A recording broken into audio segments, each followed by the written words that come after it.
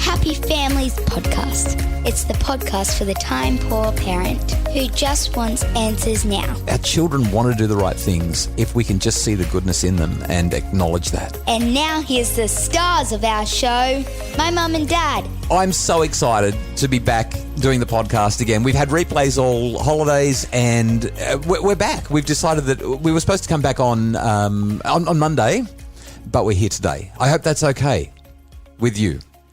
With me? No. With our people who are listening. I hope it's okay with our listeners. We've come back because we missed... Is this going to sound too cheesy? Because we've missed the podcast? Like, we've really missed being with you and being able to share what's going on and help you to make your families happier. So we decided we're back from our break and we'd like to start a day early. That's good, isn't it?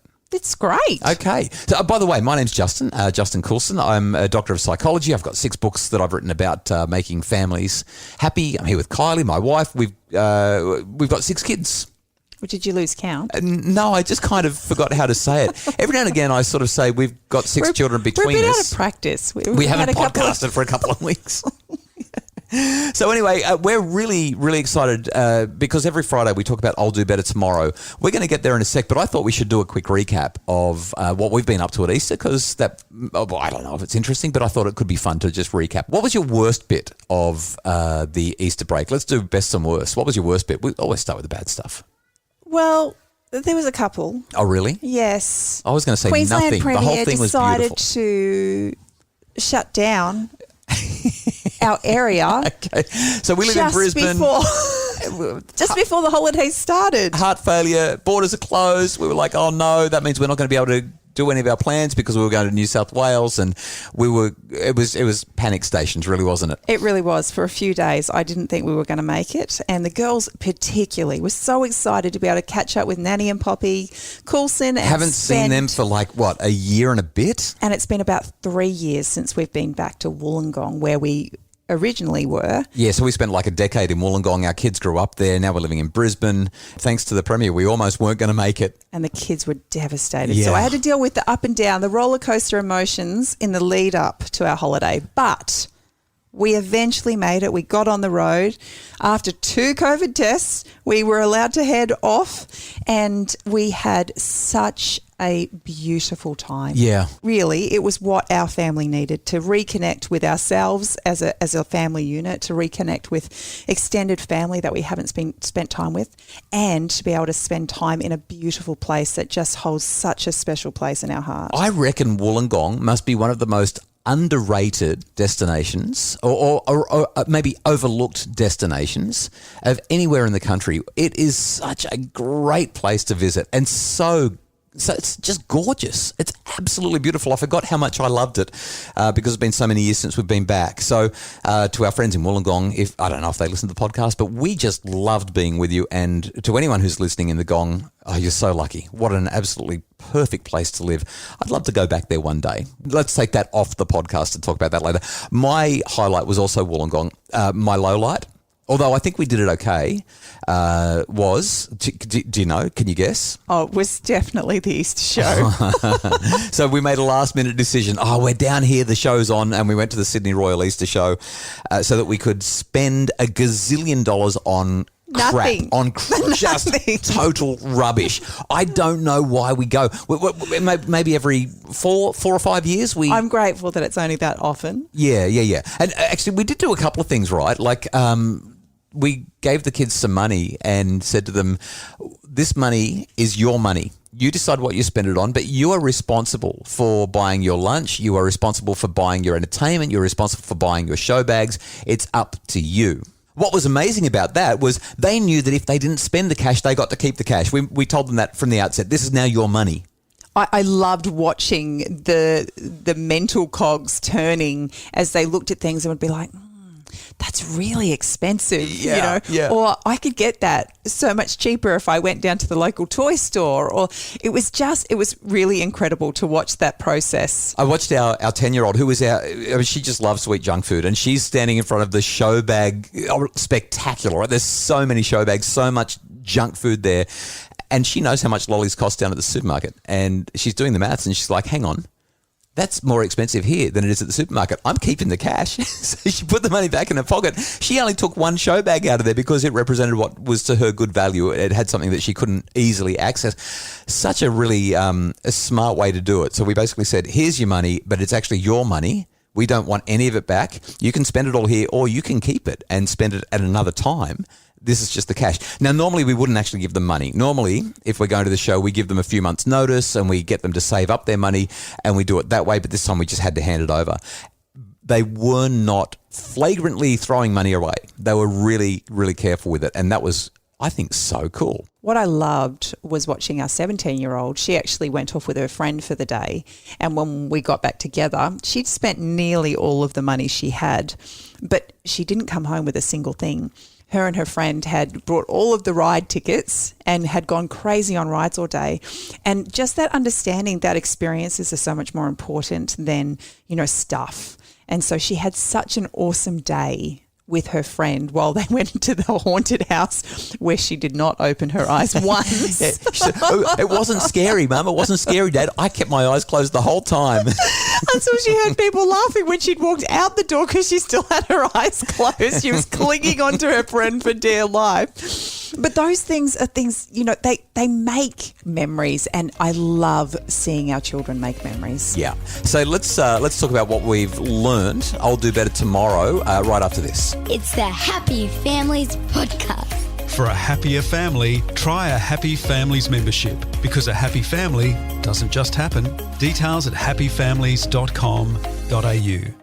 It's the Happy Families Podcast, the podcast for the time-poor parent who just wants answers now. And today we're reflecting on our parenting journey over the last probably 2 weeks, let's be honest. Yeah, and how we can give you some answers about how to make your family happier. So we've got a story each. We don't share the stories with one another before the podcast, so hopefully they're not the same story, although we'll have different perspectives on it regardless.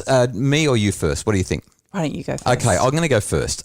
So once we'd had our Easter holiday, I had a couple of days of work in Sydney. I had a client who'd said, we want you to hang around, we want you to do some work for us. And so you came home with the kids, jumped in the car, drove them home. Here's me working in Sydney, staying in a fancy hotel and having some quiet time. Living up the life. I was working long, hard hours. I'm just saying, I was really working hard. I promise. I was working very hard. Can I work long and hard and have a 5-star hotel? And no noise and no kids to bother you. Yeah. There's definitely some advantages. I think you owe me. Yeah, probably.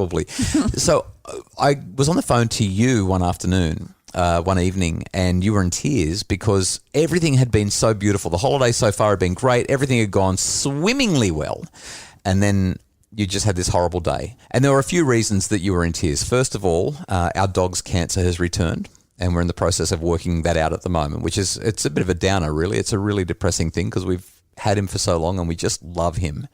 And so you were really upset about that. The kids had been a little bit testy, a little bit trying. You were missing me. But as you started to talk about a couple of the issues with the kids, I decided that I was going to take matters into my own hands. So after I got off the phone to you, I rang our 17-year-old. I said to her, Ella, I've just gotten off the phone to Mum and she's really sad. She's actually in the bedroom crying. She's upset about a few things. And I walked through what those things were. The issue with the dog, the fact that you missed me, and also some of the challenges with the kids. And she was one of those challenges in a couple of little ways. I just said to her, how do you think Mum's feeling right now? And once she told me that, I said to her, what do you think you can do to help things to be better? And it was a really great experience because she acknowledged the contribution she was making to the challenges that you were facing. She recognised that she hadn't communicated well, that she hadn't participated in family life as much as she needed to, and you were carrying the entire burden on your own. And she came up with some solutions to make things better. I got off the phone and I just thought, nailed it. And as I reflect, even sharing the story now, there's a couple of key things that happened that any parent can use with a child, whether they're 17 or 7 or even 3 or 4. When you're frustrated with your children, and I was, the first thing that I needed to do was let go of my emotion around this. This was not about me. And I couldn't make it about me. I couldn't be angry when I talked to her because when I'm angry, I'm not going to be very smart in the way that I talk. High emotions, low intelligence. I've talked about that very, very often. but also she would catch my high emotion. And the conversation is not going to go well if we're both emotional. So it was a really soft introduction to that conversation with lots of love and explanation for what was going on. And then instead of me telling her what needed to happen to fix things, I opened it up to her. I empowered her. Sounds like those 3 E's. Well, there's 3 things that are happening. First of all, I'm getting out of my own way. I'm not letting my ego be invested. I'm trying to see her as a 17-year-old girl who's just unaware, because that's really what's going on with our kids. They're in their own world. They're not thinking about us. Number 2, I wanted her to understand what was going on, explain. Number 3, I wanted to explore what was happening for her so that I knew how she was feeling. And then number 4, I said 3 things, but number 4, empowering her to come up with solutions, because our children want to do the right things if we can just see the goodness in them and acknowledge that. So that was my I'll do better tomorrow. I felt really good about it. And by the way, I did it just after I got home from that trip with our 7-year-old, who was having a real moment. And it works with 7-year-olds as much as 17-year-olds. So anyone who's thinking, oh yeah, it's fine when you've got big kids, or it's fine when you're 1,000 kilometres away and you're not in the middle of the moment, you just need to make sure the kids don't get emotionally flooded, and you can have powerful conversations.